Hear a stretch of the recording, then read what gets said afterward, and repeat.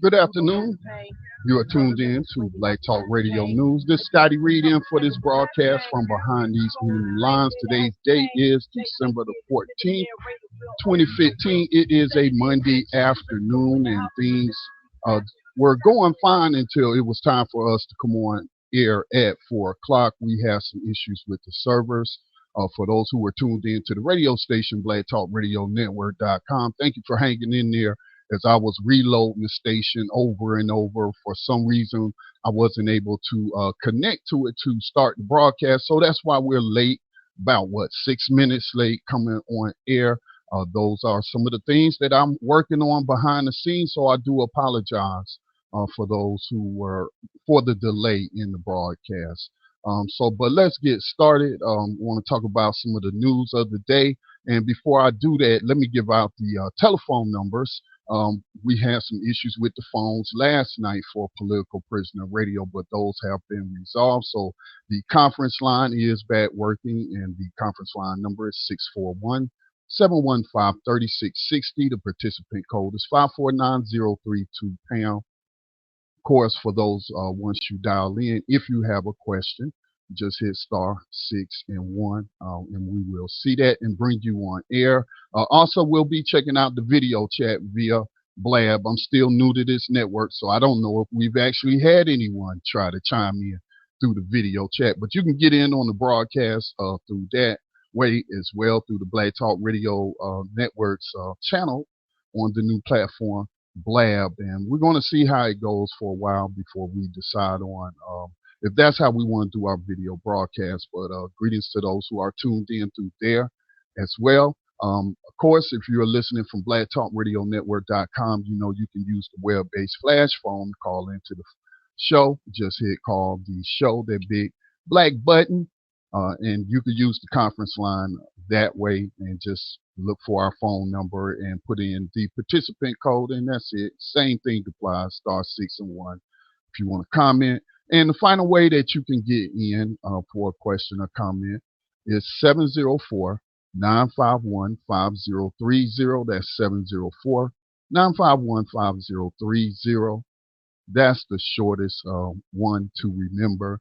But so we try to enable you to contact us with your questions or your comments, because y'all know I have to get those numbers out before I get started, because I've been known to go on 2-hour rants. And that's what I do on this program for those that's new.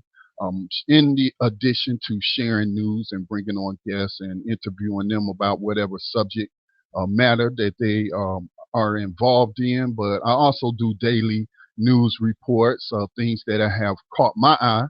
And so let me go ahead and tell you what those things are today. You have the Washington, D.C. Mayor Muriel Bowser, and she's a black woman, is proposing a warrantless search of former prisoners in an effort to so-called quote-unquote combat crime. Activists have said, and I would agree with them, that this legislation, this proposal, this stuff that she's talking about in the media is very scary, is very troubling. I'm sure some of my friends, our new abolitionist friends, they wouldn't like that. Especially, you know, when you have legislation in Congress called the Redeem Act right now that was introduced by Senator Cory Booker and Senator Paul, let me make sure I get his name right, Rand Paul, because I was about to say Paul Ryan, but of course he's the Speaker of the House. But Rand Paul, who is the son of a longtime Congressman Ron Paul, but he introduced a bill along with Cory Booker, who I mentioned before, called the Redeem Act. And that's why a lot of felons, people with that felony status, can't find jobs, and for lack of better terms for it, well, I call them crimes of survival. They're forced into committing crimes. I'm not going to say a life of crime, but I mean, it's set up.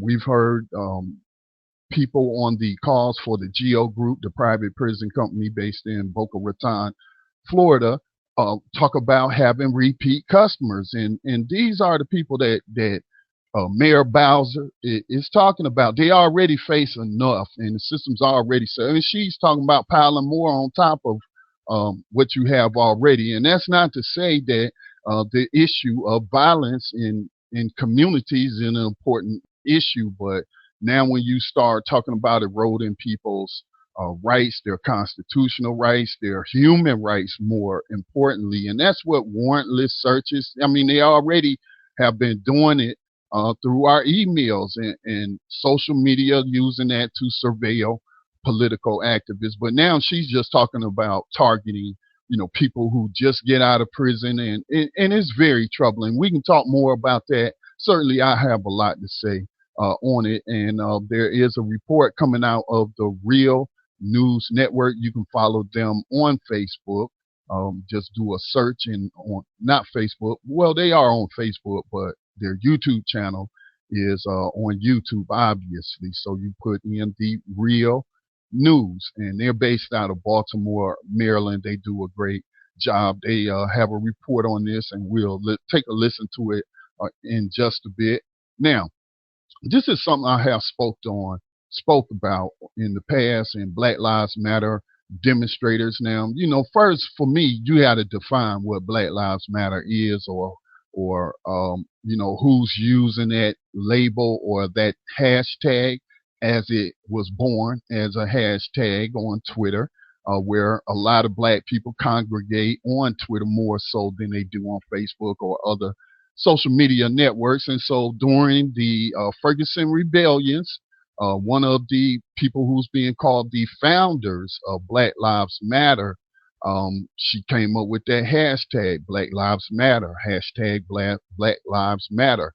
Now her and some of the other activists who she was working with, and the reason she was there, or who she was with when she went to Ferguson, they decided to start a nonprofit. And this nonprofit apparently has chapters all over, modeled sort of like the NAACP. Same thing with the Black Panther Party, which was stamped out by the U.S. government, but they had chapters all over the country. And that appears to be how Black Lives Matter is shaping up. But then you have people like myself and other activists. We just use it as a hashtag, and we are generally supportive of the people, whether they are part of the movement that the founders of the organization Black Lives Matter took part in. If we use that as a hashtag, we don't hold any membership or anything in Black Lives Matter, but we are supportive, okay, of their efforts, and we hope that they are supportive of our efforts. But the media, the way it portrays it and the way a lot of people think, is just like this 3 or 4 people represent Black Lives Matter, the organization, and that's just simply not the case. Do they have people who show up more in mainstream media, more so than, the grassroots organizers or different chapter leaders in different states or whatnot? So, the media kind of hones in on who they're going to put on television and whatnot. So I said all of that to lay the groundwork for, something I have mentioned in the past, and them being called out, and them, representing whoever Black Lives Matter is, okay? But the movement, let's talk about the movement and not individuals, but the movement, they're being called out to, quote unquote, care more for issues that don't involve police killings in the community. And I don't want to use the term, but, we know the racist term where they say, black people are killing black people, but hell, white people kill white people, Hispanics kill us. So they ain't doing nothing different than anybody else in this country is doing, and they not doing it more. When we look at the nation as a whole, that as a demographic group, black people are not killing each other at any higher rates than, let's say, white people kill. If you want to break down, the frequency, well, you have to look at the conditions that have been set up. You can't look at the people, because if you take the white people in the area that I live in, a lot of poor white people, and then you put them into the inner city with the people that's running it there and the police that's running it there, and you see so much corruption, and see, that's why y'all can't identify with it and whatnot. But getting back to this politician. He's a black male as well. And why do these politicians race or racial classification matters? Because since this is a black radio station, and we generally are talking to our audience, which is black people, and in my individual efforts to educate people on proxy racism, and proxy racism meaning that you have to look at more than just the racist, cops like a Darren Wilson, or the racist suspects out there, like, let's say, a Rahm Emanuel. And so you have to look at more than just them, because, you have black people in similar positions, and they are following the program. And what is the program? Well, the program is to target mainly black people, although they do enslave other people, but target them for enslavement. And so we had these policies that lead to that, these harsh policies.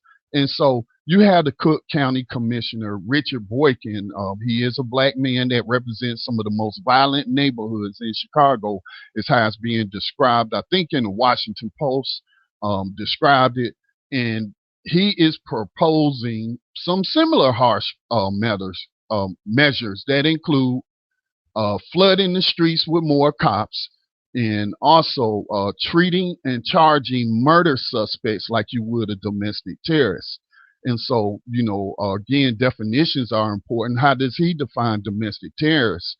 Because I know in several people I have heard in media, as well as on my own program, and I've talked about it as well, with the way the federal government treats white people. They're not being treated as domestic terrorists. So what is he saying? He want them to treat us like they're treating Muslims or Arabs or anybody that's non-white and non-black, and treat us like they treat them? Is he talking about putting us on the no-fly list, the terrorist watch list? And, is he talking about harsher punishment? Because, see, we've tried all of that. The 3 strikes, all of that legislation that came from, the corporate sector, who write the bills and then, pass it along to the legislators, like the Republicans and the Democrats. And they had, had it going on during the Clinton years, Bill Clinton's presidency, working with Republicans to pass all of these draconian drug laws that they said was to, stop all of this violent crime, stop the drug trafficking and all of that. And as we can see, that's been a complete failure. And the excesses of it, and destroying first-time offenders' lives. And then there's the whole question of, whether or not drugs should be legalized, which the whole world is moving to that, concerning certain types of drugs out there, or things classified as drugs like weed or cocaine. So, but he's talking about treating these people. But I would like to ask him the question. Dylan Roof doesn't have terrorist charges on him. And so then this also brings up the hate crime thing. The hate crime. To me, hate crime charges are useless.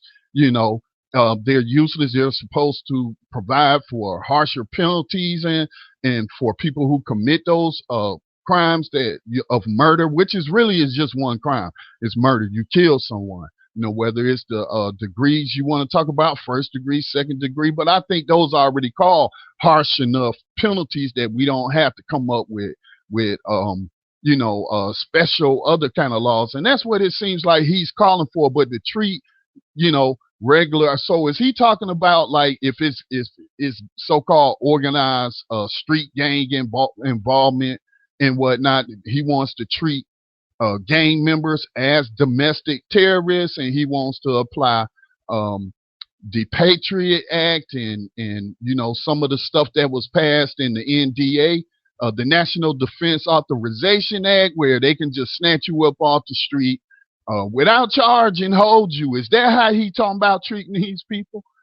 Treating us, members of our community? Because with that is going to come occupation. Okay, it's going to come, you know what I'm saying, the iron thumb, so to speak, or the iron boot on your neck. And so, this is just, again, troubling. Politicians in America want to roll back civil liberties and treat suspects as if they're actual criminals, and let the punishment begin before there's ever a trial and a conviction. So, I would say, shame on him. And also taking it back to his point, calling out Black Lives Matter, acting like they don't care about the violence and the crime in the community, which is a flat out lie. But nobody is calling on these other organizations that focus on, let's say, issue specific, whether that be abortion, whether that be women's rights, feminism, whether that is animal rights. Nobody calls them out and tells them, well, y'all should also be focused on this and focus on that, And then there's the false comparison is what they doing. What they're trying to say is that, you know, what they're trying to get you to do is to say is that the crime, let's just say whether it's from domestic violence or something like that, or like that is a whole lot worse than police killing us, when the exact opposite is the truth. When you got police that's committing extrajudicial murders in the street, they're doing crimes and harming people and raping people. Daniel Holtzclaw, child, to just saw him get convicted, and that's going on a lot more than what people want to acknowledge or people know. They don't know because they don't follow the sort of issues. But rape is rampant. I did a show the other day. Rape is rampant throughout American society in all professions. Where that's sexual harassment, and so I don't want to go down that road. But I think that police are the ones who should get the extra punishment or harsher penalties because they are sworn to uphold the law. They have been invested with all this power. And so, to try to compare them to somebody out there who does, let's say, a mugging or something like that, or, who robs a store and say they should be treated like domestic terrorists and whatnot.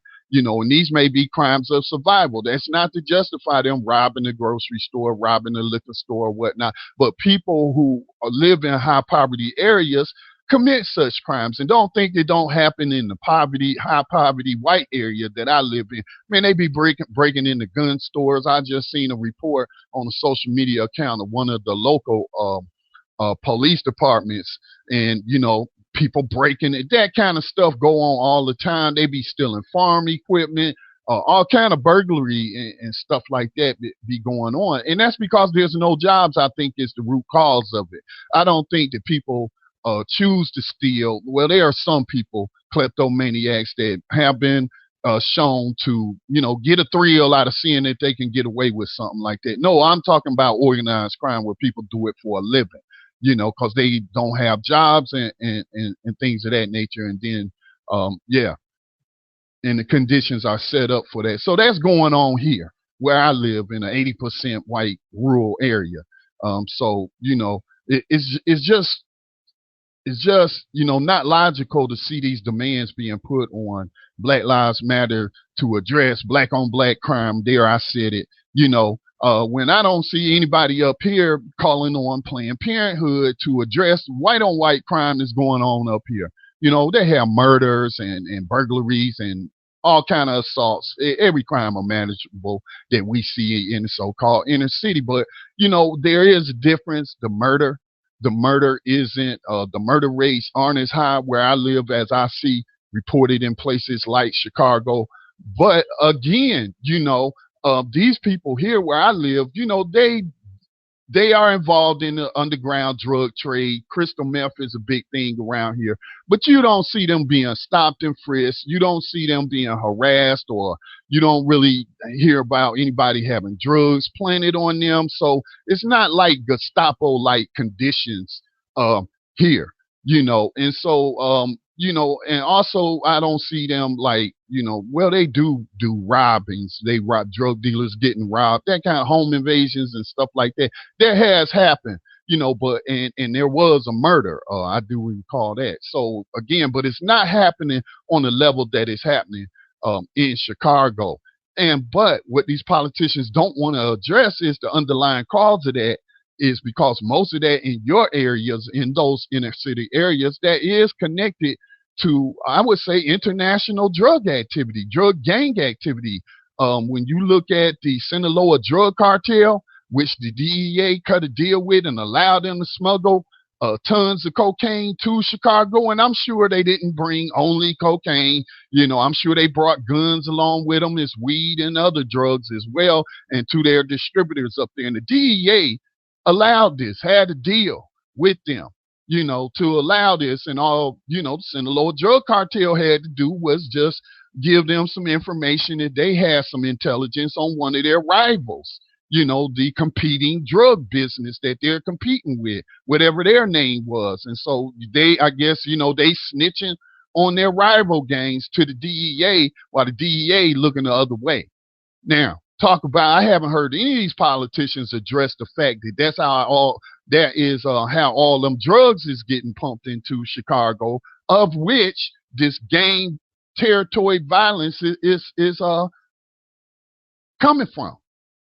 So nobody wants to, and then we had to take it back to the drug war. The drug war is what empowers, the illegal drug activity, and why it's so profitable for gangs like the international gangs like the Sinaloa drug cartel. So, he's not even talking about addressing those issues, and nobody is that I know. I know Michelle Lionheart was forced to step down after it came out that those DEA agents in what country was that? Colombia, was attending a sex party with prostitutes supplied by some drug gangs down there, and so she stepped aside, but she was not charged with international drug trafficking. To me, if you make a deal with a drug cartel like Sinaloa, and you allow them to smuggle drugs, then you are just as responsible for that illegal drug activity or trafficking throughout the United States, all the way up to Chicago, as what's the guy named that's on the run? I don't know, that drug leader that he paid off a bunch of guards and other people, and to build a tunnel into the prison and escape. I forget the guy's name, but last I heard, he's in the mountains of Mexico somewhere. They still ain't caught him. I think they wounded him. I can't think of his name, because there's a bunch of those type of guys, And so Michelle Lionheart has not been charged with a crime, but you talking about, going after the low man on the totem pole, the gangbanger, so to speak, the drug dealer on the street. You want to treat them like terrorists and charge them, with under terrorism laws. And no, yes, I want to see the violence stop, but the answer is to legalize drugs like you legalize alcohol. You don't see any more, gangs out there shooting at each other over bootleg alcohol houses and running that whole trade and making a whole bunch of money because it's illegal and it can't be sold in stores. Check the prohibition history there, and so that's why Al Capone and all them other gangs was engaged in all of that violence. And then once they repealed the amendment that prohibited alcohol, all of a sudden that violence went away, and all of this tax money is rolling in from the sale of alcohol. Well, that's the same way you got to treat drugs if you want to stop the violence, or the government can continue to do what it's doing and facilitate drug trafficking and then practicing slavery against the rest of us. We can settle for that, but I'm not ready to settle for that. For some temporary security and a false sense of safety, surrender my human rights as well as constitutional rights.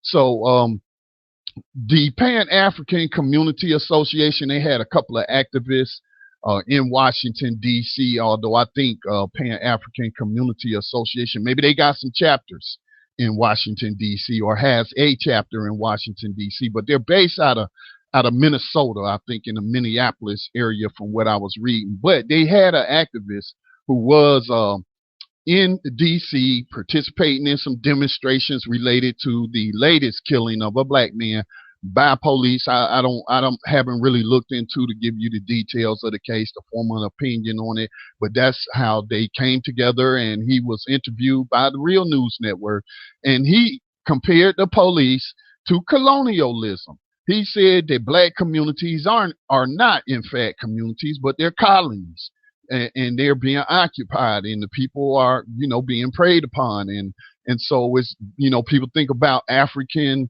colonialism, which has not ended.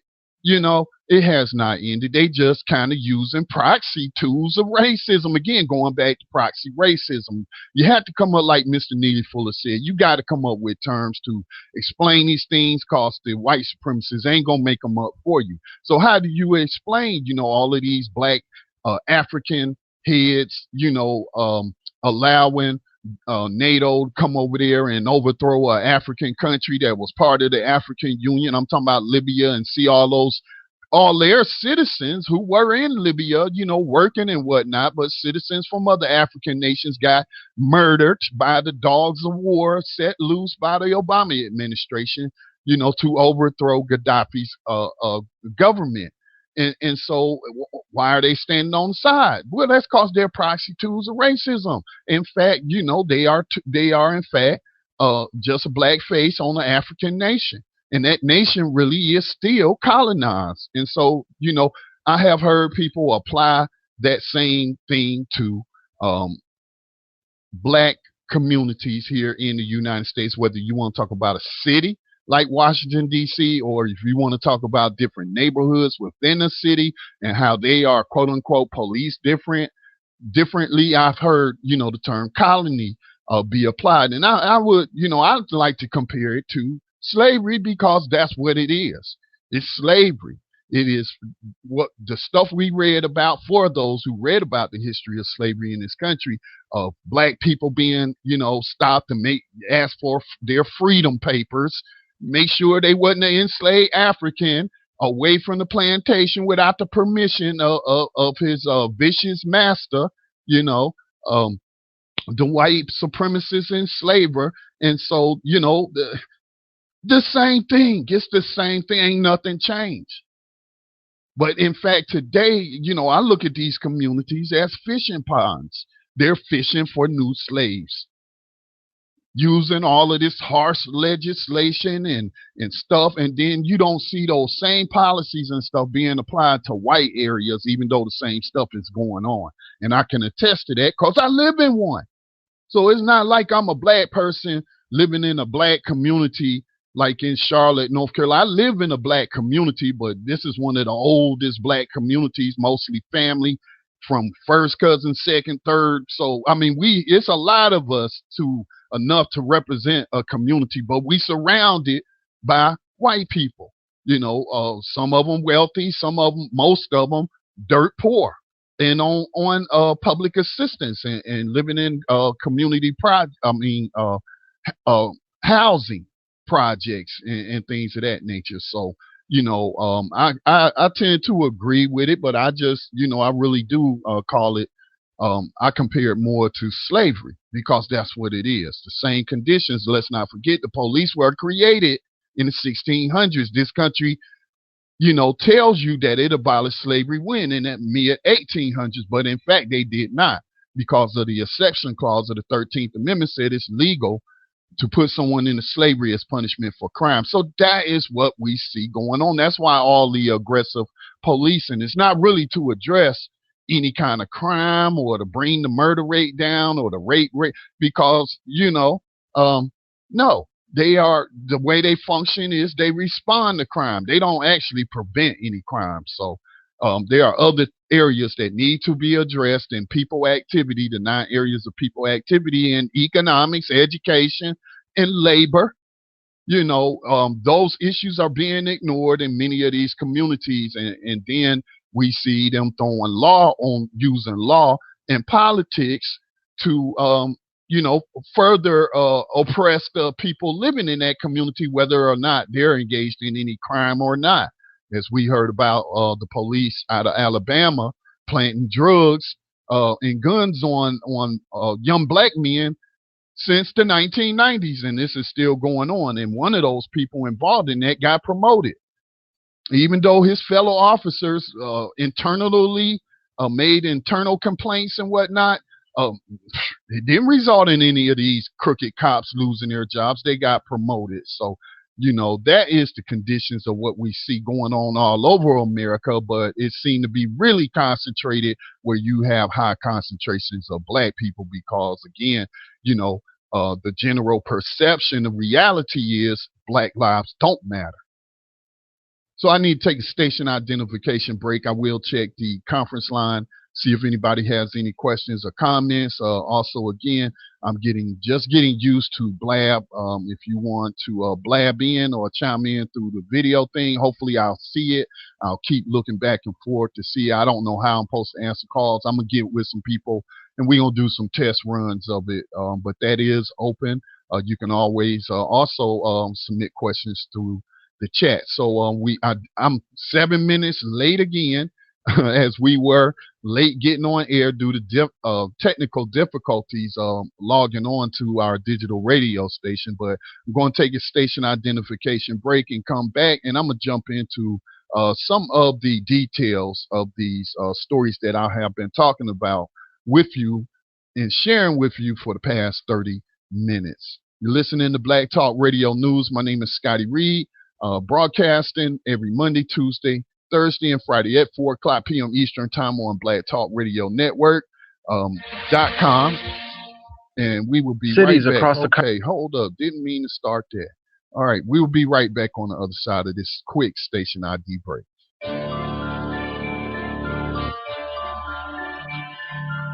Are you searching for the best in online black radio?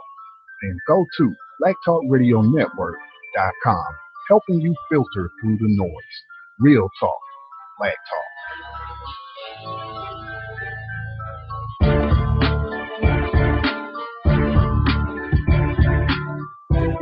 And welcome back. Once again, this is Black Talk Radio News. Scotty Reid in for this broadcast from behind the enemy lines I call USA Inc.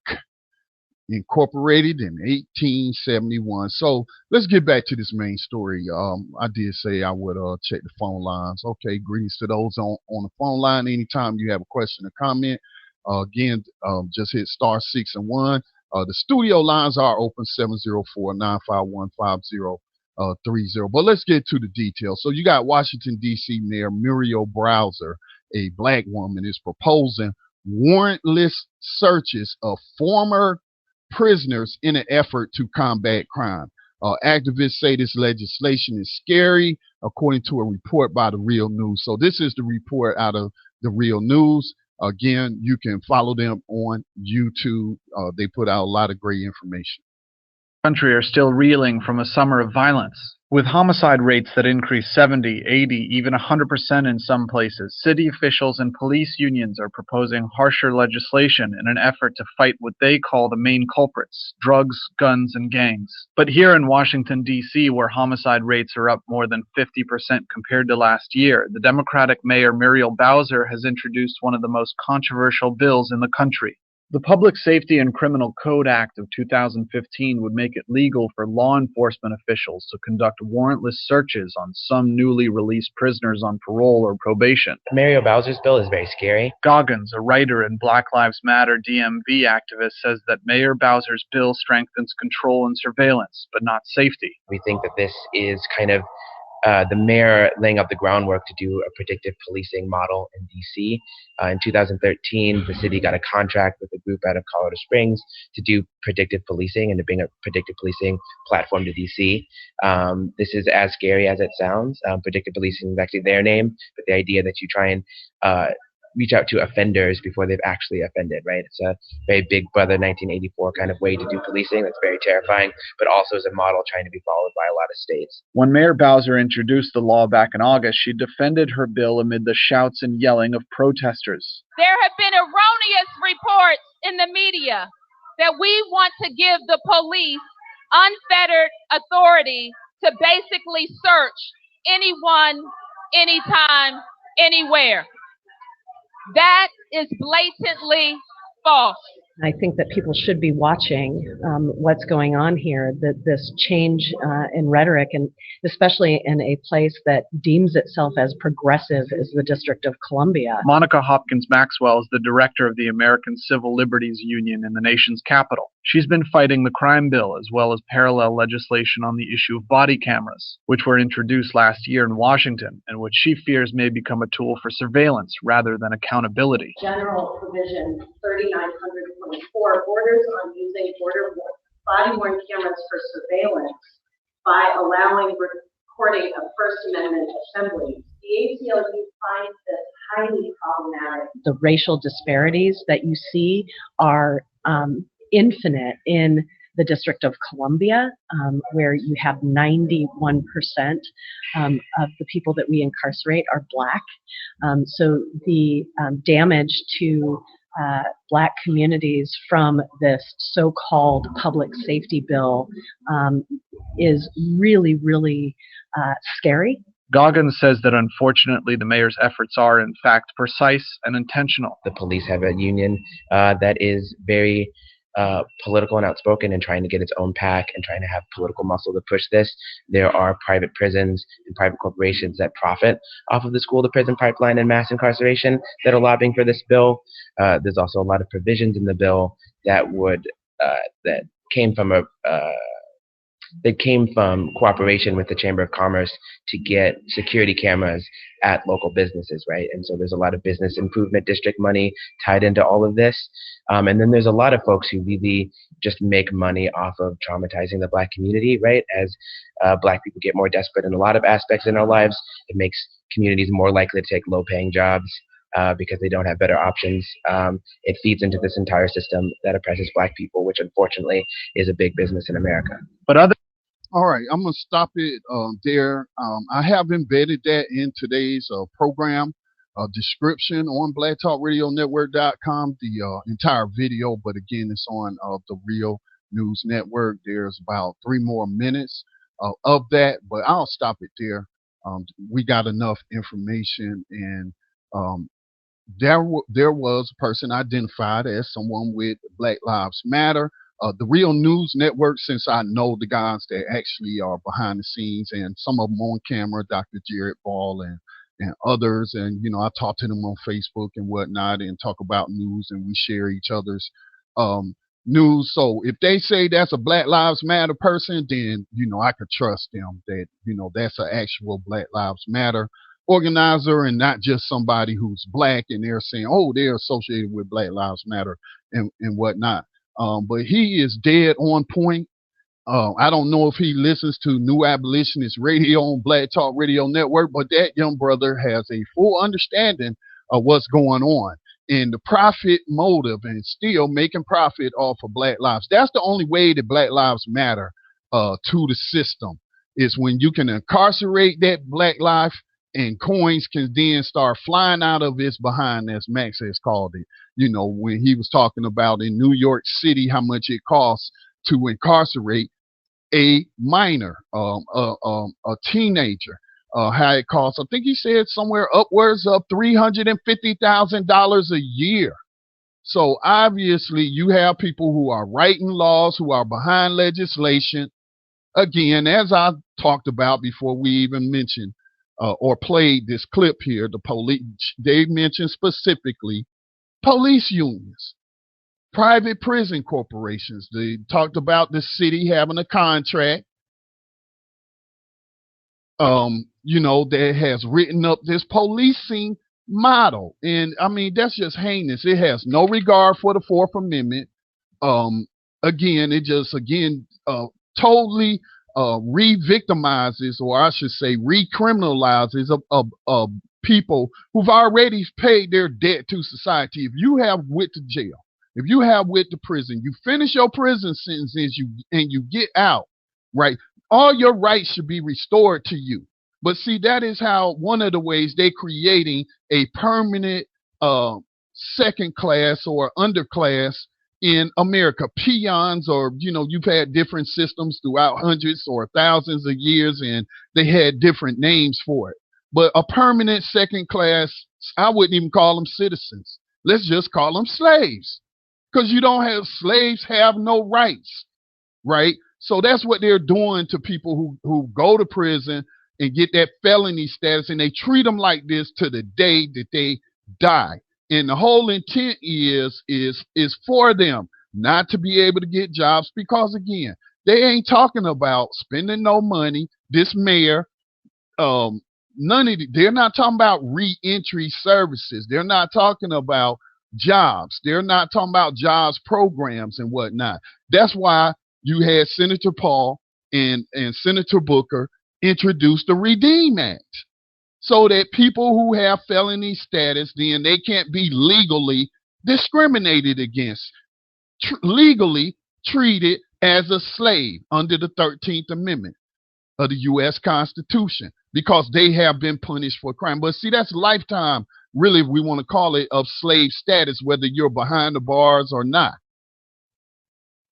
And, you know, the whole mousetrap, the way it's set up, is to keep people in these prisons, and you know, because they want to employ another segment of society. What segment is that? Well, not the wealthy and those who I would really call white supremacists, because for you to be a white supremacist, you got to be living supreme. You got to be, you know, have fat bank account. You live in, you know, you're those type of people that's meeting at the Bilderberger conferences. Okay, then you have racist whites. You know, people from this community that I live in, and I'm not saying all the white people here is racist, because I know that not to be the case, but I do know that I would probably say 30% of them are racist, and maybe 50% of them, you know, they did just have some rallies for that white supremacist flag in South Carolina and whatnot. But I don't call them white supremacists, because they not living better than my family in the black community I'm a part of. You know, they not. They really not. You know, a lot of them, again, on public assistance because of the lack of jobs around here. So I wouldn't say that they were supreme just because they white and they have racist attitudes. I would just call them racist whites. So that's the class that they look to provide. The system looks to provide jobs for, doing what? In these prisons and jails. There's a prison in this county. We do have a jail. And a lot of these people work there. On the road, the little rural road that I live on, several times, about the only time I see police on a regular basis is when they coming from work. There's a guy that works about, maybe I would say 2-3 miles up the road. He works for Charlotte-Mecklenburg Police. Then there's another one work down there for the Mount Holly Police, and I'm sure there's some more. So these are the jobs that they providing for that class. You know, they not wealthy, they not rich. They call them the middle class, but that's how the middle class is surviving off of the criminalization of black life. That's how they live. And so they are represented through these fire departments, you know, the fire and police unions and whatnot. And, you know, they team up with the corporations who have the private prisons and the private jails, and they come up with this harsh legislation that is, you know, not going to be applied in every community. See, they not going to do no warrantless searches in a community like the one I live in with a whole bunch of white felons. They not going to do that. It's not going to happen. But they will go to areas of like Chicago, like Washington, D.C., and totally strip these people of their, further strip them of their rights. And nobody, the general population, the masses of people, which are white in the United States, they not going to give a damn about these people's rights being stripped away. So that's why I say people can miss me with that garbage on the 4th of July and the whole patriotic thing. And, you know, cops are and soldiers are defending our freedoms and liberties. No, they not.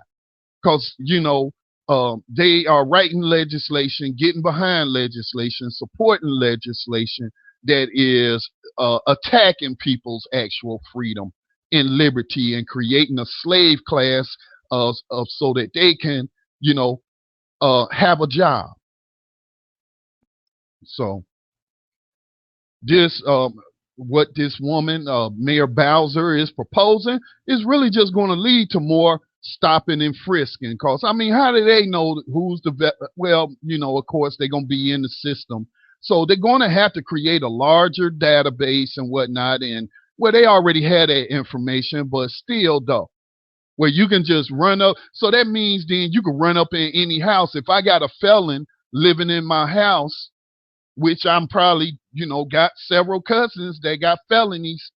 So if they were staying here until they could get on their feet or whatnot, does that mean the police get to run up in here without a warrant? Because he's not the homeowner. He ain't even renting. You know what I'm saying? He's just catching a couch until he can get on his feet.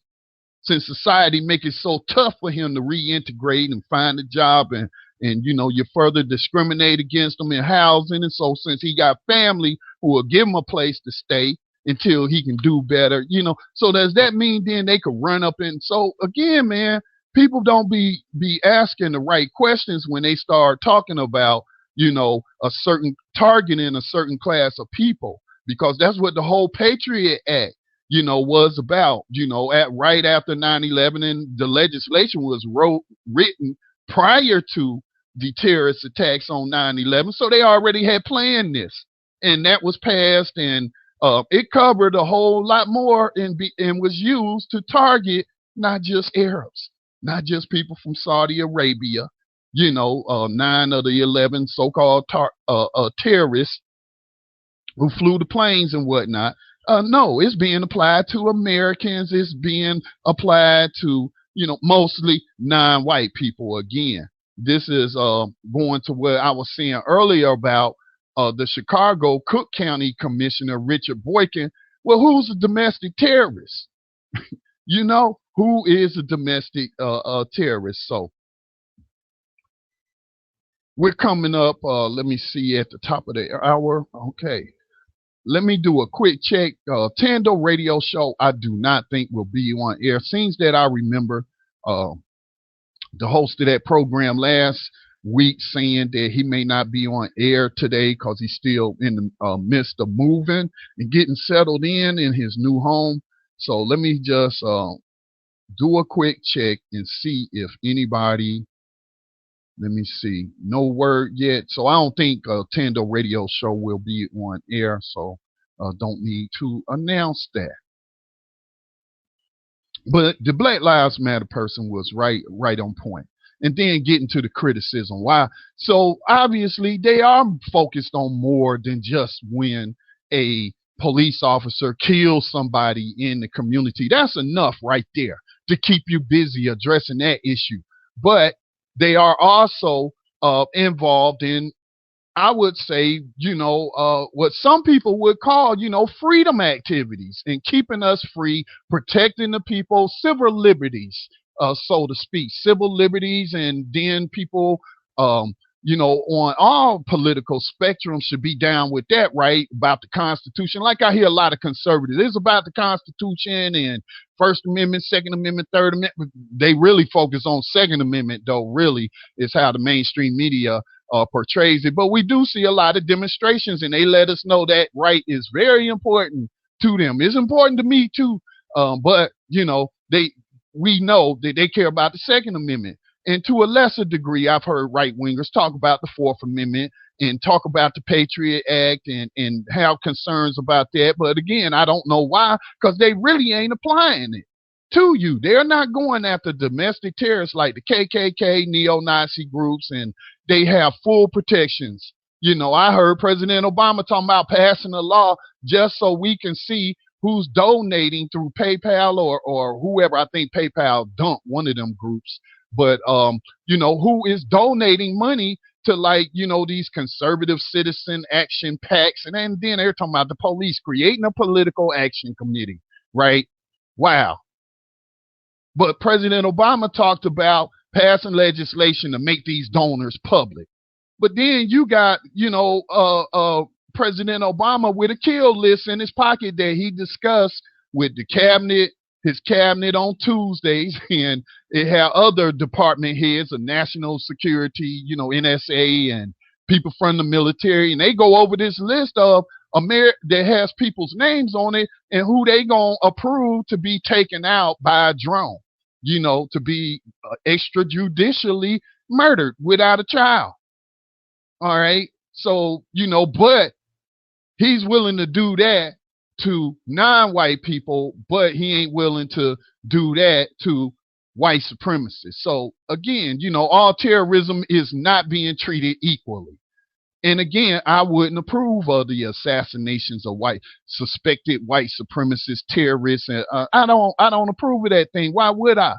That's anti-freedom, man. That goes against the logic of a so-called, what would we call, just society, where everybody has their day in court and the government doesn't get to just assassinate you and violate your rights on a suspicion that they actually had to come up with proof and take it to a judge before they can do you like that. So it always starts with, the people that are looked upon with disfavor on the lower rungs of a society. They try this stuff out and they tell you it's about targeting them because you already got anti-blackness. Then they're felons too.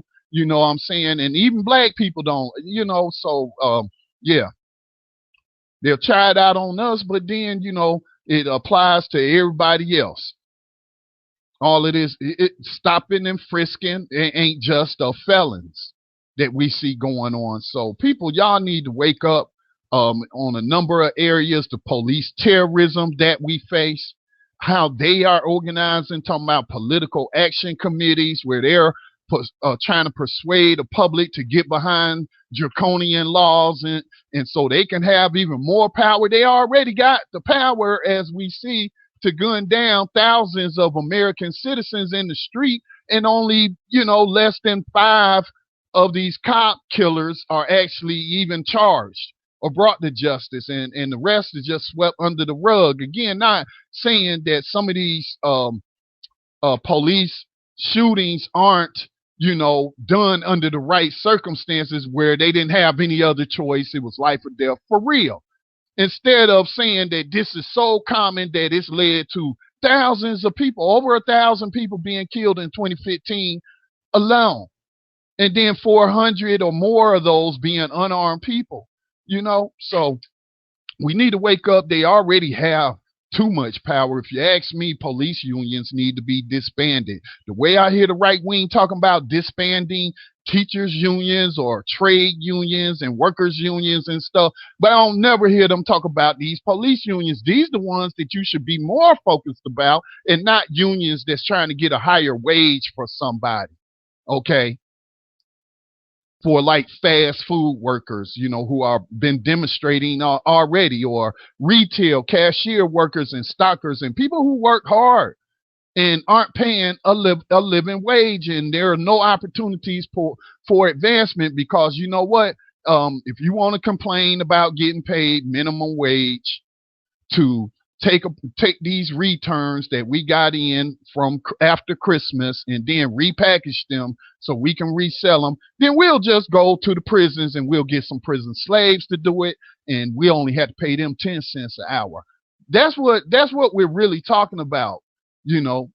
This is what's going on in this so-called land of the free that abolished slavery in 1865, which they did no such thing. But these police unions, man, they are just they're like the Gestapo, man. They're like an armed political wing of some fascist group, and so that's just, they need to be disbanded. Police unions need to be banned. They need to be abolished, especially if they're engaged in this kind of stuff. This goes beyond making sure a cop gets a quote unquote fair shake, or, is his rights aren't violated. This goes beyond this. This goes to actually creating policies that's going to have a negative impact on these communities. See, it ain't talking about more after school programs where police can work with kids and to like the police athletic league. No more funding for that or expanding that. No talk of that. They ain't talking about for the felons, job reentry training or help for them. They ain't talking about supporting the Redeem Act. to stop the legal discrimination against people labeled felons, which caused them to become repeat customers of the GEO Group or the Correction Corporation of America or your locally owned private prison or jail. They ain't talking about nothing that's good for the community, at least not the black community,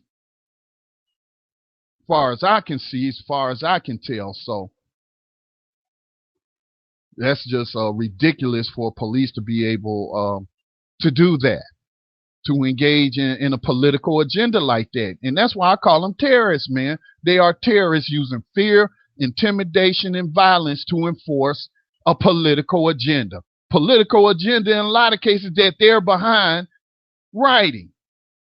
So this government is utterly corrupt. That's why I say USA Inc. needs to be dissolved as a corporation, and we need to return this place to a republic, a constitutional republic. And we need to clean that Constitution up, especially getting rid of the exception clause to the 13th Amendment, which allows them to continue to practice slavery well up into the 21st century. Regardless of what you heard, regardless of what you've been taught, regardless of what you didn't read, because there's no way you can read the 13th Amendment and come to me and then argue that slavery was abolished indeed after the Civil War, when in fact it was not. So I need to take another station identification break. Next story that I want to take a look at, again, this Boykin guy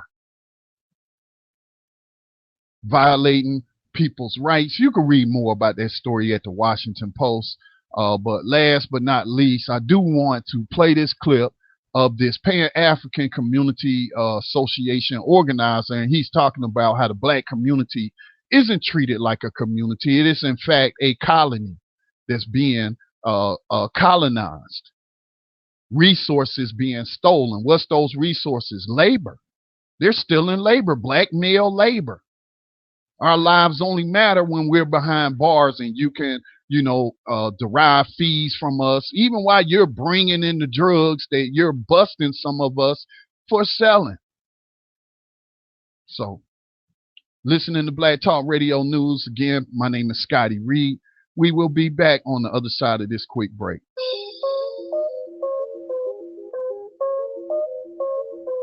This is Brother Elliot, host of Time for an Awakening, and you're listening to Black Talk Radio Network, new media for the new millennium.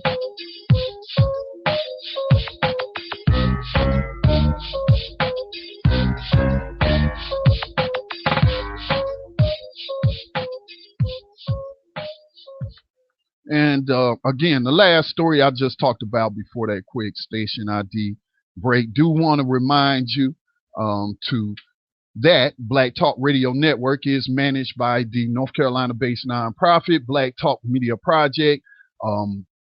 Getting ready to redo our website and offer some more services. That's one of the ways we fund our media operations, in addition to the donations from our listeners who are very generous and want to see our operations continue. But we do offer services, podcast hosting, and now we have a new service is website hosting and whatnot. So I need to redo blacktalkmediaproject.org, and so that's something I need to get to work on. But again, as we hit the end of the year, we did not meet our fundraising goal, which was $60,000 a year, which would help us to I guess we would call it remodel a mobile home trailer that we were going to turn into a media operations center for the local community that we are broadcasting out of, even though many of our hosts call in from around the nation. But that's one of the visions and goals of Black Talk Media Project,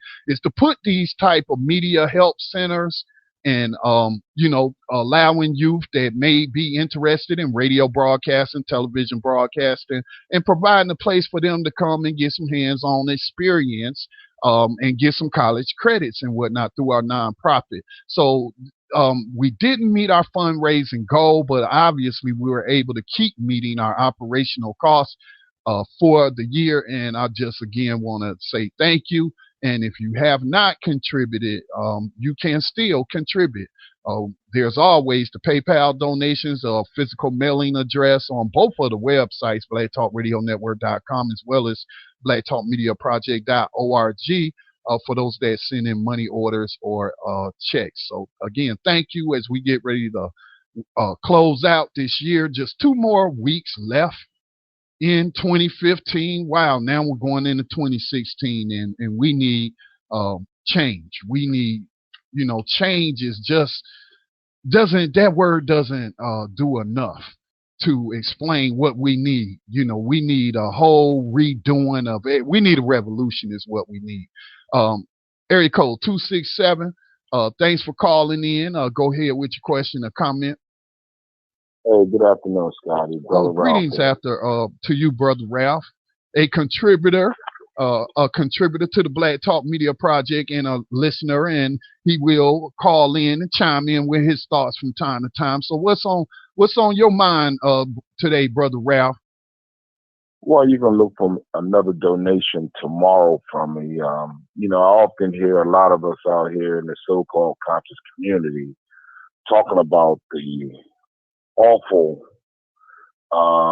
these stations that's supposed to be black-owned media, but they're pumping everything to keep us stupid instead of, instead of telling us what we really need to hear and how to prepare for this oppression that our communities are under right now.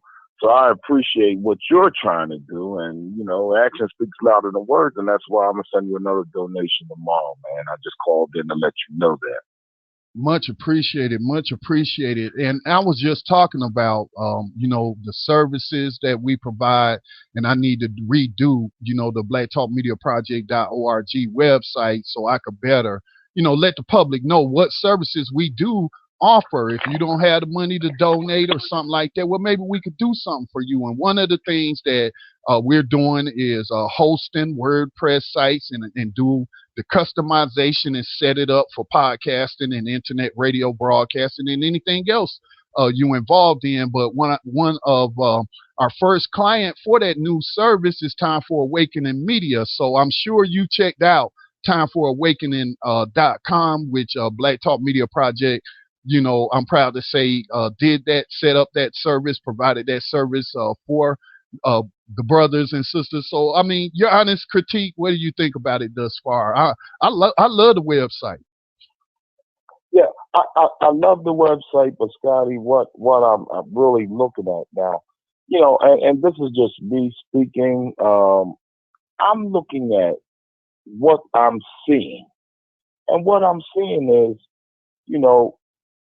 we're being exterminated. I mean, they're actually putting these cops these neo-Nazis on TV, gunning us down all over this country. We had this black lady, Loretta, I call her Loretta Willie Lynch, because she's there to fool us and make us think that she's going to bring justice. But things have actually gotten worse under her. And it's not a peep out of her or that so-called boss of hers.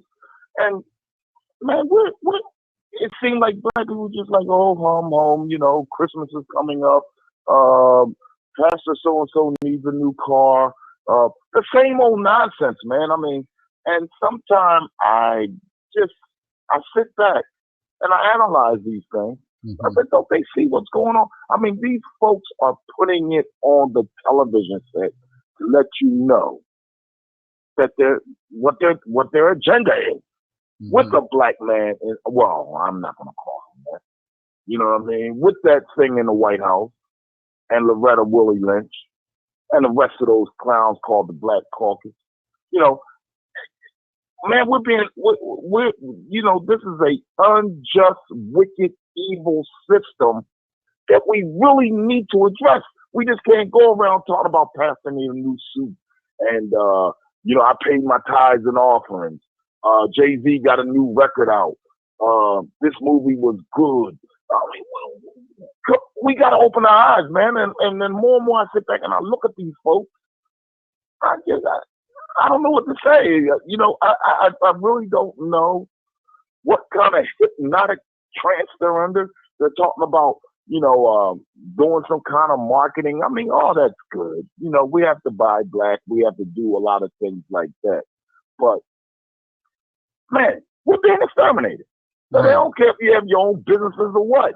Right. I mean, these people are coming. These people are shooting us, beating an old mentally challenged woman out in the middle of the street, and then get off with a black prosecutor and black lawyer. You shouldn't be supporting a black business if it supports the local police union. That's out here, you know, going on TV and advocating for, you know, these killers on TV and lying to us and telling us things happened that really didn't happen, that we only find out when the video come out. That, oh, all of y'all over there conspiring to tell lies and to cover up this murder.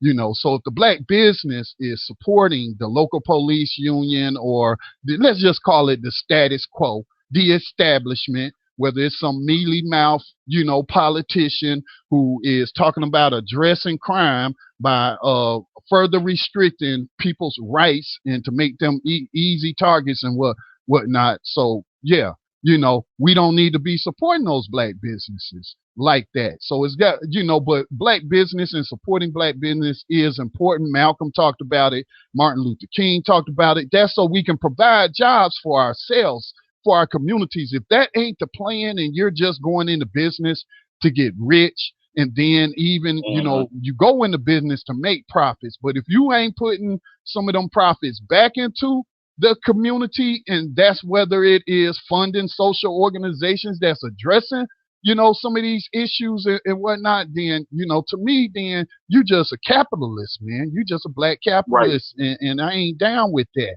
But in terms of, you know, if I can do business with a black person and I, you know, and they do a good job and whatnot, I want to keep recycling black dollars, because again, man, we shouldn't be relying on McDonald's, Wendy's, or any white-owned corporation, dominated corporation to be the number one job providers in our community. Wouldn't you say those are the number one job providers in the black community?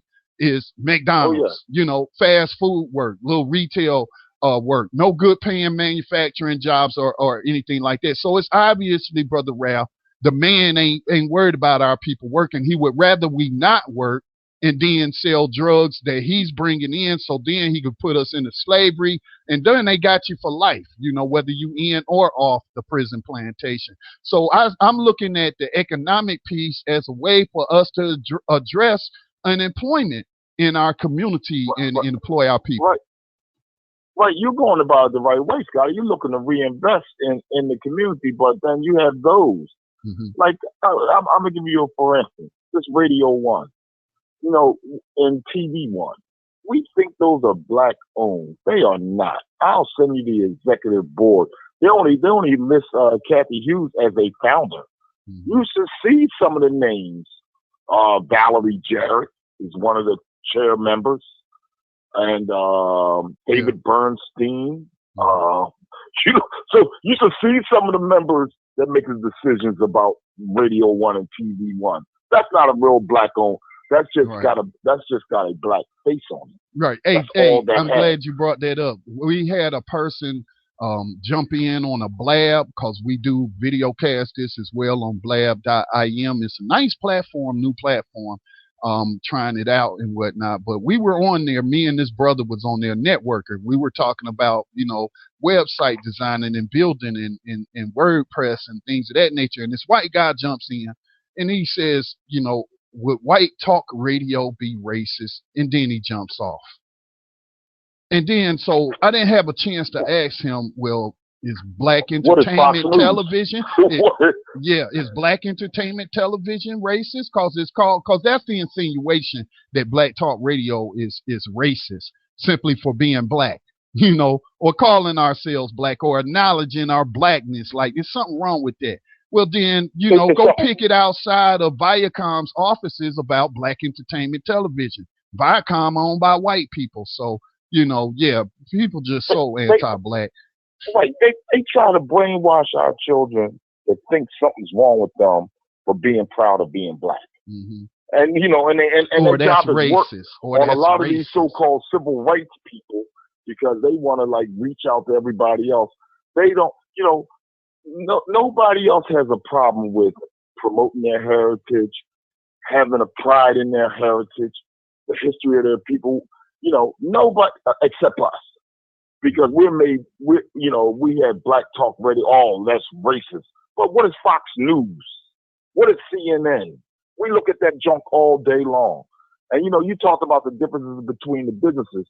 I always separate the two. I said, you have a Black-owned business that reinvests in the community and do what they have to do. Then you have a Negro business that's just out there to grab money. They don't care. They'll discriminate against Black people also. So, you know, you got two different businesses that you got to even filter your way through just to do what you have to do and just to contribute back to your community, man. But I just had to call in. I'm going to let you know I'm sending another donation tomorrow. I appreciate your hard work and you coming on here trying to do what you're doing. All you got to do is turn on terrestrial Black Talk Radio, and you'll see that's been hijacked by somebody because it's nothing but pure garbage.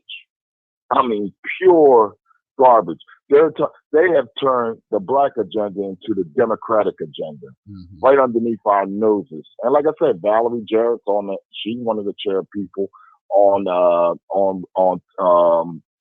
Radio 1 and TV 1. So she's still working at the White House. Black Power. Excuse me, sir. She's still working at the White House. Yeah, she's supposed to be his advisor, but she's getting advice on what to do. But no, she's still there. Valerie Jarrett's there. All the rest of those, Susan Wright, they're all of them. You know what I mean? And we are, and our people are fooled by these people and their spokespeople. They got radio shows, TV shows. You call them proxy rapists.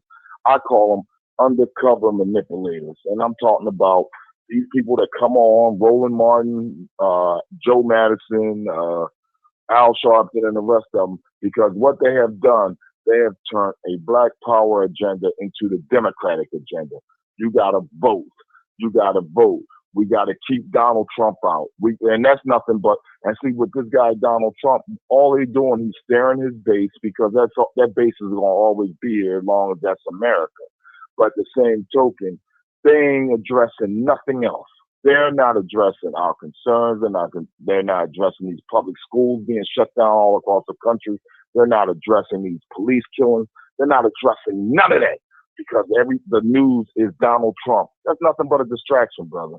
So we got to look beyond that garbage that they're kicking and see exactly what's going on. I mean, like I said, I just sit back and analyze, and I hear Black people, some of them even want Donald Trump in there when he referred to us as the Blacks. But, we want to vote for Trump. And then the other people, we got to get Hillary in there because the Supreme Court got 4 justices about. Who cares? They're going to uphold this imperialism. So who cares which ones they put in there? They have their agenda before they even get in there. We got to get our heads out of our behinds, man, and start looking at this thing like it's real, or it's going to be 2016 is just going to be a repeat of 2015, 2014, 2013. Right. We got to get our heads out of our behinds and start looking at these people for what they really are. They're killing us, man, and they're putting it on TV for you to see. Rahm Emanuel's not going nowhere. He's going to still be the mayor. And those same sellout Uncle Tom ministers are going to be right there to put the next white supremacist in office, or Zionist, whatever one you want to call them. But they're going to put the next one right in office. So, it's going to be a repeat until our people get their heads out of their behind, man. So I just had to call you and say, I appreciate what you're trying to do. I'm going to hold on to the faith that our people will wake up in mass number. I think the pain's got to get a little greater before they wake up and see what's really going on behind the scenes, shutting down your schools, putting them in prison, putting this drug out. I talked to a young boy today. They got a drug out on the street called Rock Bottom. I mean, come on, man. They got some stuff for our children. It's Rock Bottom. So, man, we got to do something, man. We got a lot of work to do. Yes, we do, Brother Ralph. Most So certainly. I just had to call and give you my 2 cents, man, and just tell you I appreciate what you're trying to do, man. Well, thank you again for the support, Brother Ralph, and chime in anytime, man, anytime when you are able. Yes, sir. All right, you take peace. care, and all right, man. Okay, that was Brother Ralph. Let's go back to the phone lines. Check the conference line. Studio line again is 704-951-5030. 704-951-5030. I do want to play this clip of this activist, Pan-Africanist activist, talk about black communities in the USA actually being colonies and being occupied. But before I do that, I want to go to the caller on the conference line. And that caller, your area code is 973. Thank you for calling in the Black Talk Radio News. Go ahead with your question or comment. Good evening, Mr. Reid. How are you? I'm doing okay. I'm doing okay as well as can be expected under the current conditions. Well, it's so funny. I was watching the Children's March. I was going to email you about where did you get your picture of the girl who was listening to the radio. I thought maybe it might have been your daughter or something. But it looked like it was an old-fashioned picture. But, some parents, they still have, my daughter was growing up. I had her in ponytails and stuff like that. So I was looking at the Children's March, and I saw the picture. I saw where you got it from. I was going to email you, and I was just thinking about what Brother Ralph was talking about, how that the Children's March, that should be shown to all children because it teaches them the power of protest. I mean, I watched the movie.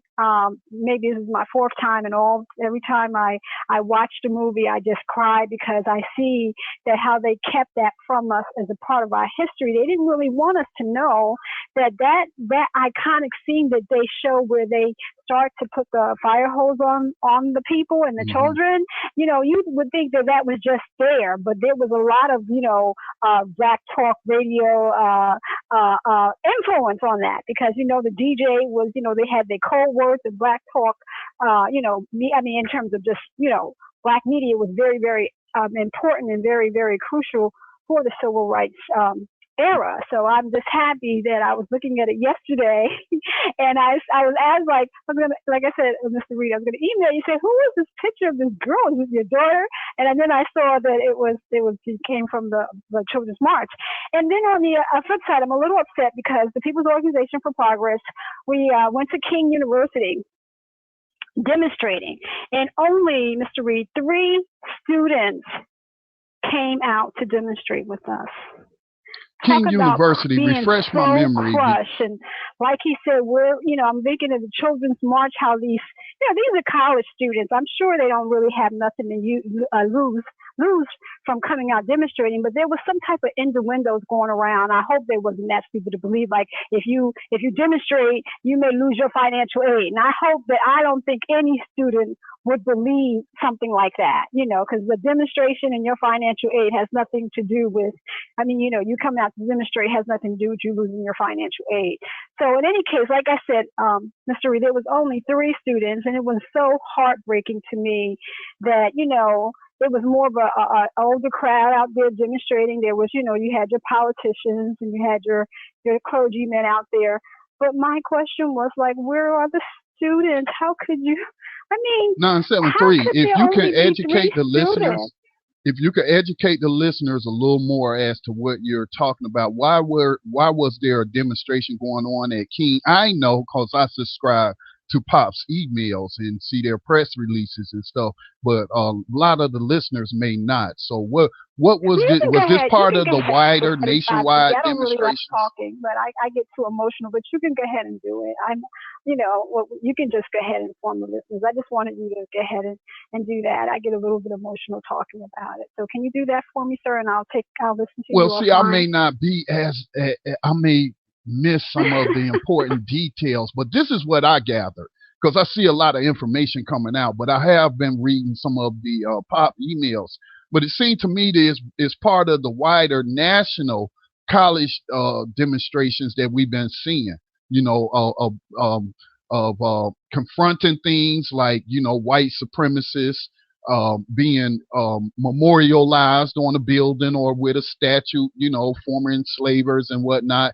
And then conditions, how black people are being treated or black students being treated. So that's what I saw as part of the wider demonstrations that's taking place. But I may not be aware if there was a specific incident, or I'm not recalling if there was a specific incident that caused these demonstrations at King. So if you could enlighten. Yeah, that was the general consensus of that the students were feeling that there was racism on campus. But if that was indeed the case, and it is the case, where was the students? Only 3 students come out to protest. I mean, this gained news on the radio, on television, and only 3 students, because, if you're looking at propaganda and you talk about propaganda, someone want to get on the radio and say, I guess those founded, what they were talking about must not be true, because only 3 students came out to protest about this, this situation. It just made it look like, I don't know. I guess I was hurt because I was thinking there would be, massive students out there demonstrating. Because you're really seeing wasn't. it on other campuses. We are seeing those images on other campuses. We are. Mm-hmm. So I can understand your disappointment. Yeah, very, very, very disappointment. I just wanted to know. I was just thinking to myself, I always have hope. Mr. Reid, always have hope. I know, we can't ever give up hope, because we give up on everything if we do that. So like I said, it brought me back to the Children's March about how we need to educate children at an early age, Mr. Reid, about the power of protest. Because when you see that little boy, he was in the paddy wagon, and he was just, he had this fear. He had no fear in his heart. He looked like he could take on the world, and that beautiful smile from his face, you just saw. He was like, he had to be no more than like 4 years old or 5 years old, but he seemed like he was the Superman at that particular moment. You know what I mean? Mm-hmm. So, children need to see this, and if we start to instill this, and this is something I'm really going to try to pump up at POP and get, we have the Black History Month coming up very soon, and get this in a lot of the schools, that they start to see the power of protest, and it really started with them, then they may have a different outlook, because, it's taken from so many different angles. People talk about protesting, not protesting, but if they can see it in that infantile stage, maybe they may get a different feel and understand that how protest is very important. The way I view protest is it's a multifaceted tool. Okay, it can bring media attention to if you want to educate the wider public, and that's what it's about. It's educating the wider public about issues that's going on. It's also, in terms of framing, your arguments and whatnot. But also it's a exercising unity and showing solidarity in the community. Exactly. Even if it's not happening to you specifically, you are concerned about it happening to a member of your community. Even if I haven't had a racist experience on campus, well, I do have heard of, other people on campus who have had these sort of experiences, and I don't want that to happen to people on the campus I'm a part of. So I'm gonna come out and show my solidarity. So, it's really all about solidarity. It's really how I look at it. It's most valuable benefit that you would derive from that, and then from there you can organize to take certain actions, from the people that turn out and whatnot. So protest is a multifaceted tool, and that's how I look at it, Carla. Exactly. And I think, like, with our younger children, because they always see older people protesting, they really rarely see real young children. So to instill that at that age, that fertile mind, because they said statistically shows that in 3rd grade, they start to really go off the deep end. Like, if they don't get caught and get their attention, they're attentive, after 3rd grade, they lose it. They just seem like they just whatever. So I'm just saying that for the children coming up in years to come, if they start to see the Children's March, so when they do see someone at a protest, they can say, wow, I remember that film. Let me go and, it'd be incisional, in their brains. There's something that you just don't forget. It's like when you first learned that Santa Claus wasn't Santa Claus. It's like, okay, nobody can put Santa Claus in me and I'm going to believe it anymore. It's just incisional. It's something you just really never forget. So that's why I'm happy that you did use that picture from there, and I did get my answer. So that's one of the reasons why I called in, and also that. So I'm very hopeful. That's one of the things that we're going to do with the People's Organization for Progress is to really get that film, because I think it starts, at the fertile mind. You start to learn things, when you're young, how to say thank you, no thank you. You start to develop moral character from your parents. So I think this would be something that our children really, it should be a given. In geometry we have the givens. It should be a given that all children, especially African American children, should see this film. It should really be something that it should be part of the core curriculum in their studies. I would agree. Thank you so much, Mr. Reid. I'll listen to you offline. All right. Thank you for calling in. Call back anytime. Thank you. Bye-bye. All right. Let me clear the caller's queue so that in case the same caller has Q&A queue is cleared. Has another question, they could get it in before we get ready to wrap up the program. But I do want to take another short station identification break. You're listening to Black Talk Radio Network. This is Black Talk Radio News, and my name is Scotty Reid, broadcasting from behind the enemy lines of USA Inc. Broadcasting every Monday, Tuesday, Thursday, and Friday at 4 o'clock p.m. Eastern Time. I'm also going to start doing more interviews, but they will be by video only, and recording those. I don't know if people saw the one that we did with Adam Marlins talking about the new rules at the Security and Exchange Commission that takes crowdfunding from being just a donor activity to an investor activity, and the potential of that in liberating Black communities by creating what we've been talking about on this program, businesses that's going to employ our people. So that was the first video I did. I'm looking to do more of that and interview, do a little short 10-minute, 15-minute, 20-minute interviews where we're just really hitting you with some information outside of the radio program, Black Talk Radio News. So stay tuned. We'll be back on the other side. I want to, again, play those comments from the Pan-Africanist organizer who was in Washington, D.C., And again, you got the mayor of Washington, D.C. wants to allow people who have unfortunately been labeled felons and reduced to second-class citizen, where the police can just search them without getting a warrant, without proving anything, without going to a magistrate and presenting some probable cause that I should get a warrant to search this person's house or wherever they're living and whatnot. So, yeah, and he compares it to communities not being communities, but being colonized colonies, so to speak. All right, we will be back on the other side. We'll listen to that as we get ready to wrap up today's program. This is Ron Hayes with Hood News, and you're listening to the Black Talk Radio Network. Stay tuned.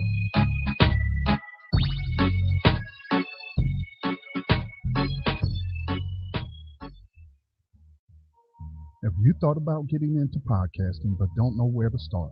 Have something to say to the world but don't know how? The popularity of podcasts and internet radio streaming continues to grow, with millions of people on the planet gaining internet connectivity through a multitude of devices. In the current media age, people can browse internet radio stations or listen to podcasts right from the dashboard of their cars. There are few barriers to anyone who wants to produce internet-based media. To encourage media production for Black people by Black people, if you are an independent Black media producer or want to become one, the nonprofit Black Talk Media Project is offering unlimited and unmetered podcast hosting services below industry pricing. Need more information about the industry and the technology? Find out how to create internet-based radio broadcasts and or podcasts at www.knowledgebase.blacktalkradionetwork.com. Again, that's www.knowledgebase.blacktalkradionetwork.com. You are tuned in to the Black Talk Radio Network. For podcasts and live program scheduling, visit us on the web at blacktalkradionetwork.com.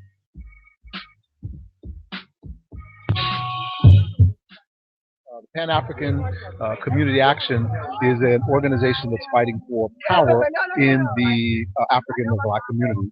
And we mean an actual shift in power. So our on-the-ground campaign is to fight for community control over police. Not a civilian review board, but a board that actually has control over the police, set priorities, set policies, and hire and fire police officers. So we are a Pan-African organization, and we believe that the liberation and unification of Africa is directly related to the liberation and unification of Black people here in the United States. In addition, our analysis is that the Black communities in the United States are, in effect, occupied territories, that we are colonial territories, and that our real mission right now is to end the colonial territories and to have control over our own communities. And again, that was one of the activists that participated in some demonstrations in Washington, D.C. I think the demonstrations were based on this young Black man who was killed in police custody. He was an assistant teacher, I think, and he was found unresponsive in handcuffs and dead after he was arrested by some quote-unquote special police, which are really nothing but security guards, but they have to be approved by the police, something like that. Well, he was found dead in their custody. So there's been some demonstrations in Washington, D.C. I think that case has just been ruled a homicide. If I can, I think I may have bookmarked it, and I'll give you the man's name. I may have shared this also. I'm not seeing it right away. So, but if you check Black Talk Radio Network's page on Facebook, I'm sure I have shared it there. Also, the Real News on YouTube, they have more information about it as well in terms of the latest victim's name. Again, this wasn't some gangbanger or, you know, how they like to demonize victims or whatnot. This was an assistant school teacher, all right, assistant teacher at a school teaching children and whatnot. And so that's a case that has generated a lot of community outrage, enough outrage that you have people turning out in solidarity to express their outrage. And so that Pan-Africanist, I didn't see his name, that you just heard from, saying that in fact, communities within America that are classified as Black, whether the system classifying them as Black or whether they self-identify as Black, but they are in fact not communities but colonies, because they're being colonized, and they the police are acting like the occupiers. You know, like whenever let's say the Spanish sent out people to colonize the South America and Mexico, that area of Mexico, and how brutal they were, and breaking the will of resistance of the people. And you know, what's the colony sole purpose of these countries, European countries having colonies? To derive wealth from, to steal the wealth, to steal the resources. All right, and that's what's being done to the Black community, whether we're talking about even sports. You know, when you talk about how much money professional athletes make and whatnot, and then there are also, you know, a lot of academic success coming out of Black communities, and they spot them when they're real young, and already, you know, you got these white dominated universities, corporations coming after them, offering them this, offering them that, and pulling them out of the Black community where, you know, they would you know, be a part of that resurgence and rebuilding of the infrastructure. Instead, these people get pulled out. You know, you're pulling out the best and brightest minds. Then they're going working for, you know, these multinational corporations, and, you know, getting involved and making profit for corporations and not making progress for the people in whatever their area of expertise. And so in these Black communities, well, labor is a commodity in this country. Again, this country was founded on slavery and genocide and land theft. Anybody that want to say this country was founded on any other principle than a bunch of wealthy white men, okay, conspiring against everyone else, even the Black colonists at the time, and Black revolutionaries, non-white revolutionaries, conspiring against everybody to create this government where only their rights will be recognized, and allow them to continue to practice slavery and human trafficking and continue to keep stealing people's land and taking it by force. And just, I mean, really, all of continental USA, including the islands, Hawaii, U.S. Virgin Island, Puerto Rico, all of these are colonies. This whole place is a freaking colony, man. It has been colonized. All right. But then I guess we would call this, the micro colonization within the colony, and where labor resources are being stolen from the black community under the guise of fighting crime. And then a lot of times you create crime. You're the ones creating the crime that you then charge people with. I mean, again, coming out of after the Civil War, the black codes were written to target newly freed enslaved African, and it even gave them even more power to harass the free black people, and so all that leads to is them being able to put you back into slavery. Slavery, again, was never abolished. And so, a lot of these things we calling crime, like smoking weed. If I was to smoke some weed right now and let y'all see me smoking some weed, they would consider that a crime. Probably the local sheriff or some, task force on the internet just being nosy, looking at people's public profiles and seeing these pictures, because we see it happen, Oh, I'm coming to get him for smoking weed in his own house, ain't bothering nobody else. And then we're going to slap the handcuffs on him, arrest him, and charge him. And see, that's not a crime. Just cause these people pass legislation and then target people, specific people with that legislation, to take away their freedom and liberty. Well, then we really don't live in a free country at all, do we? We really don't have any liberty. Because if I can't engage in a people activity in the pursuit of happiness, that where I'm not harming anyone else, then I must live in a totalitarian government, right? Under a totalitarian government. So just cause they say we the free, USA, home of the free and home of the brave, land of the free and home of the brave, that's just a slogan that they like to repeat, that they like to ingrain in your mind and get you to believe it too. And then you have cognitive dissonance when, you can't process all the news headlines of, we talk about on this program, or you're living in denial, like Brother Ralph called in and was talking about. You're not even acknowledging that people are being terrorized by the police, being put into slavery. Schools are being closed down. The school to prison pipeline is still going strong. And so, yeah, just a matter of waking people up. The more people are informed, I guess, the better society we could have if more people were really informed. But the fact is, most of the masses is being brainwashed by media, whether it's right-wing media, left-wing media.